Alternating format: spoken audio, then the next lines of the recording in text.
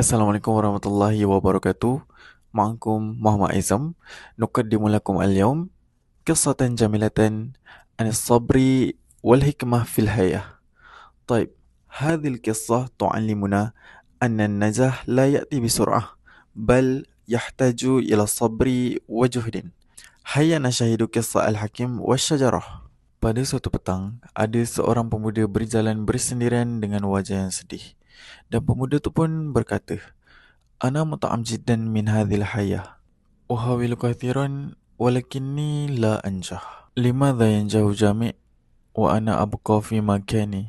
Tidak lama kemudian, ada seorang lelaki tua datang menghampirinya. Dan dia pun berkata, "Assalamualaikum ya bunaya. Limadha anta hazin?"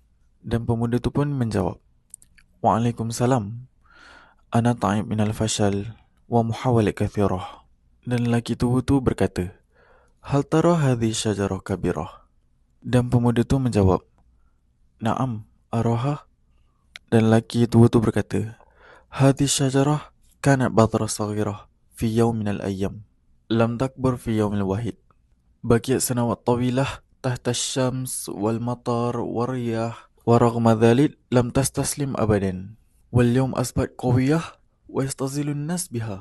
Dan pemuda itu pun menjawab, "Subhanallah, lam ufakir fi hadha min qabli." Dan lelaki tua itu pun berkata lagi, "Kadzalika hayatul insan. An-najah yahtaju ila sabri wa juhdi." Dan pemuda itu menjawab, "Al-an fahimtu ad-dars. Kuntu uridu najah bisra'ah, lakin yajibu an asbir wa astamir fil muhawalah." Dan lelaki tua itu pun berkata, "Na'am ya bunayya, fas-sabru miftahun najah."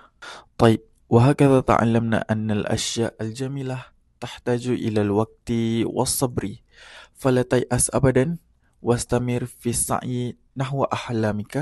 شكرا لمشاهدتكم، والسلام عليكم ورحمة الله وبركاته. إلى اللقاء.